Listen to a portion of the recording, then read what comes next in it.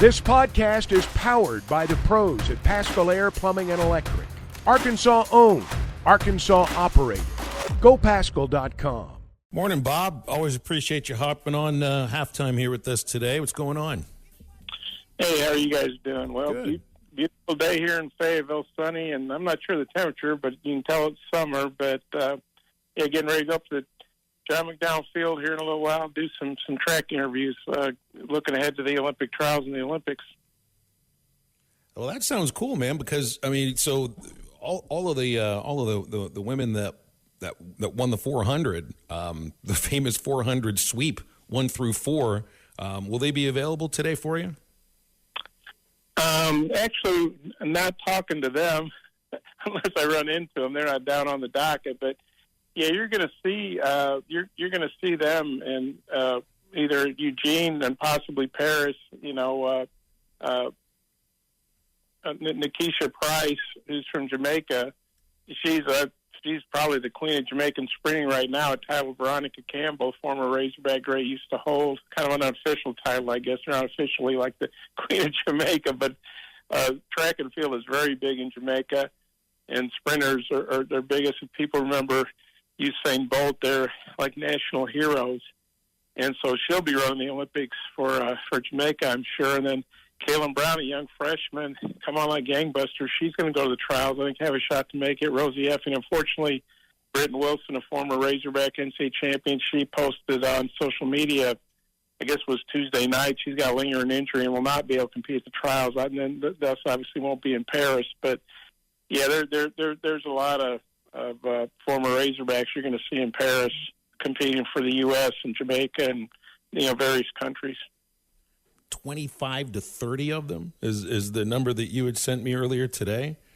I mean, that I don't know how to put this in a different light. And I know we don't talk much track on this show or I think any other show across the state of Arkansas, just because I mean it's more team sport oriented and not quite as individual.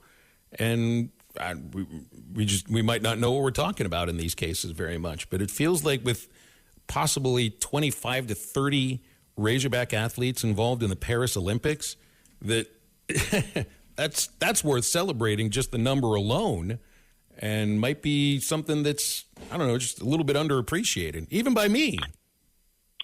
Well, yeah, I mean, Arkansas, I usually write this before the World Championships or in Olympic years, that Arkansas, if you take, you hear the term Razorback Nation, right? You hear that in college athletics, Wildcat Nation or Volunteer Nation or whatever nation. And really, if you took University of Arkansas, former current athletes, and we're also talking about athletes who train here, they could be a country unto themselves. They will have many more. Now, they're not going to have more athletes, than the U.S. or Germany or Brazil or whatever, probably. But there will be a lot of countries that wish they could put together the kind of team of former Razorbacks.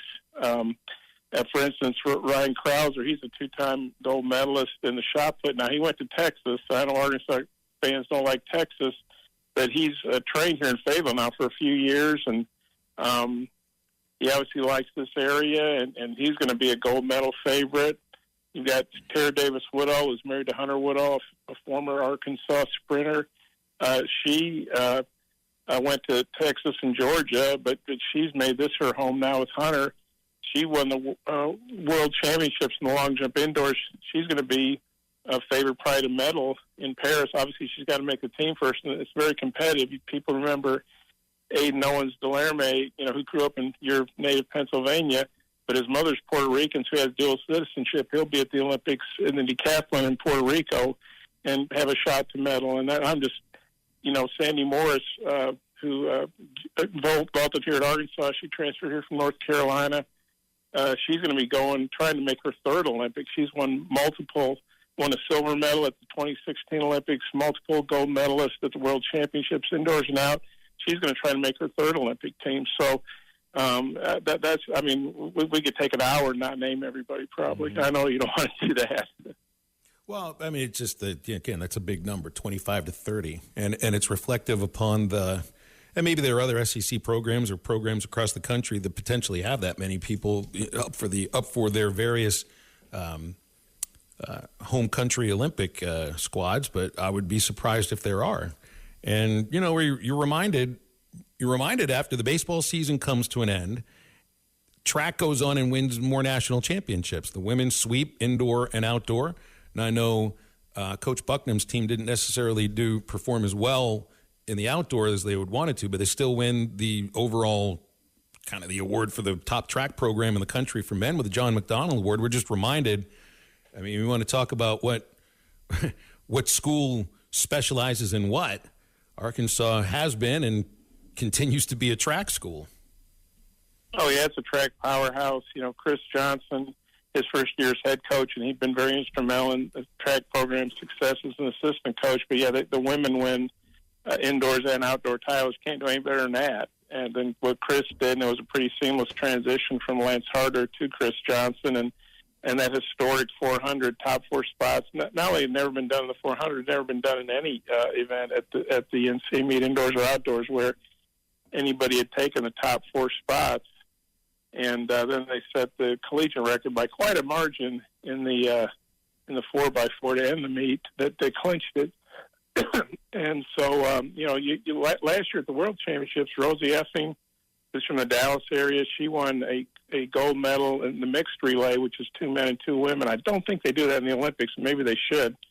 And Nikisha Price, Amber Anning, who'll run for Great Britain, she, you know, they both won medals. So this was setting up, really going back to last time. Jaden Hibbert, who won two NCAA titles at Arkansas as a freshman, then understandably turned pro, a very lucrative offer. He's still here in Fayetteville.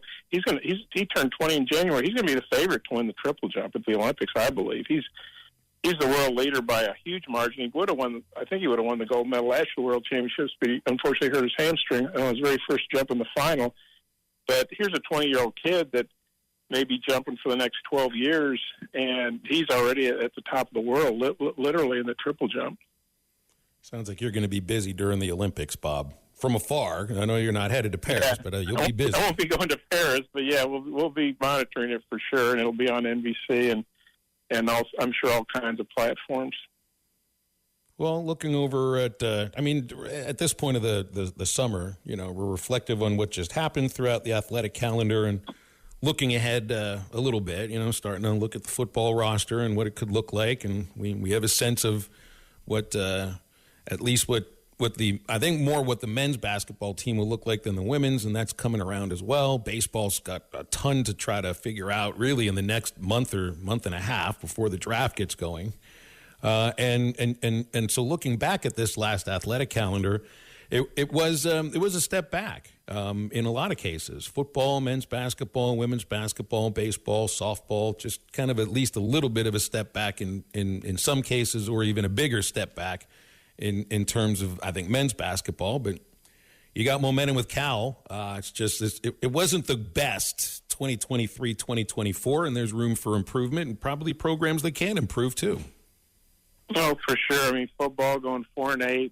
Nobody, I don't think, expected that kind of season. Didn't expect them to win the SEC, but you know, I thought they'd go to a bowl game. But it was a rough year. You know, you had your older veterans like KJ Jefferson didn't have the season you expected, and Rocket Sanders was hurt a lot and didn't have anywhere near, you know, preseason All-American, and he struggled quite a bit. Now, you know, we don't even need to go on the offensive line probably, but you know, Sam Pittman has revamped this roster. He's brought in Bobby Petrino. There obviously were offensive coordinator issues, firing Dan Enos during the season. You don't see that very often, but I think it was justified.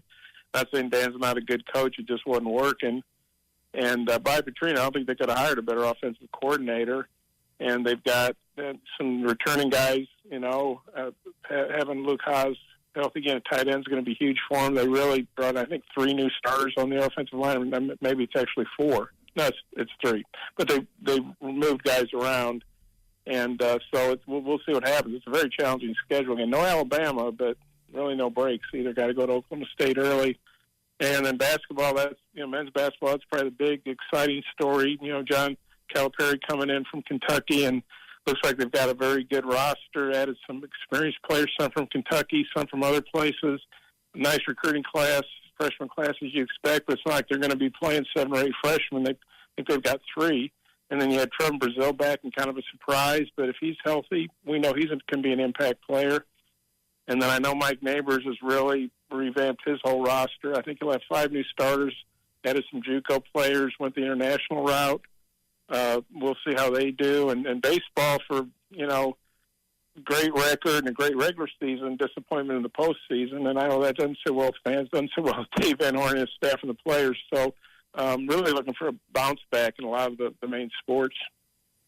Yeah, I think we're looking for it. I think that in some cases, I think it's legitimate to expect it as well. But a lot of it also goes to postseason success more than anything. You got to get there first. That's understood.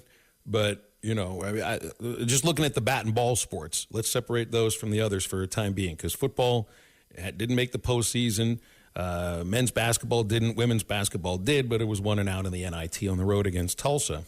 For the bat and ball sports, there's going to be, I would expect, if there's a couple of really good months to start the season, there's always going to be skepticism. Now, I'd say this. I didn't feel that skepticism amongst people 5 years ago, 6 years ago, but I certainly do now.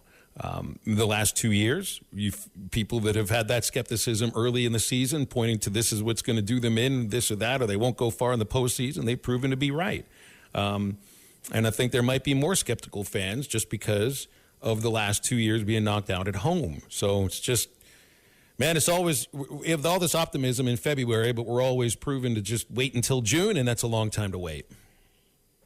Well, yeah, I think baseball is becoming more like basketball, where it's really defined by postseason success. I mean, 2 years ago, Arkansas won, or last year, however you want to still count 2024 as this season. I guess we got the College World Series. In 2023, Arkansas, with a lot of injuries, overcame that and shared the SEC title with Florida. I think winning the SEC title should still mean something. I mean, I see people get upset that Arkansas hadn't won an SEC basketball title since 94, I guess it is. Well, obviously have had a lot of postseason success, certainly with Eric Musselman going to 2 Elite Eights and going back to the championship game in 95 under Nolan Richardson and various things. But, yeah, I think baseball, it's great to be ranked number 1, and it's great to win the West again and all these things. And it's great all these honors you're seeing Hagen Smith pick up, and we know he's going to be a high draft pick. But when you don't get to Omaha, I mean, that for a program of Arkansas stature, and Dave Van Horn's, created that bar for himself. Norm DeBryan, we know he's the godfather, right? He's the guy that built the program and coached Dave and brought him back and all that. But, Dave really took the program to another level to where the stadium was expanded. And you've got, this incredible indoor facility and the Hunt Center and all that. And, the Alley skyboxes and baseball is generating a lot of revenue.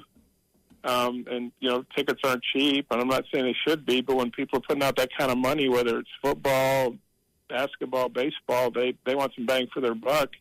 And so, Dave Van Horn is kind of, Nolan Richardson used to say, when you create the monster, you've got to feed it. And he talked about 87 creating a monster, and then Nolan Richardson probably built a bigger monster. And so when you have a lot of success, it's difficult to sustain it. And, Dave Van Horn's done a pretty good job of that. But obviously the last 2 years, as you said, losing at home in regionals. But it's not like Arkansas is the only program that's happened to. I think Oklahoma State's lost 3 straight regionals at home, including losing to Arkansas in 2022. So it's obviously disappointing when you lose at home. It may be a surprise, but I think there were maybe out of 16 regional hosts, maybe 6 didn't advance. So it happens, and it's happened to Arkansas the last 2 years, and that's very disappointing. I'm sure they're going to do everything they can to have a great season and get another home regional, and this time advance out of it. Hey, Bob, we'll leave it there. I always appreciate you hopping on. Thank you, and have a great rest of your Thursday. Okay, you guys take care. Bob Holt, Democrat-Gazette, with us every Thursday here on Halftime. BetOnline is your #1 source for all your betting needs. Get the latest odds, lines, and matchup reports for baseball, boxing, golf, and more. BetOnline continues to be the fastest and easiest way to place your wagers, including live betting and your favorite casino and card games available to play right from your phone. Head to the website or use your mobile device to sign up today and get in on the action. Remember to use our promo code BELIEVE, that's BLEAV, for your 50% welcome bonus on your first deposit. Bet online, where the game starts.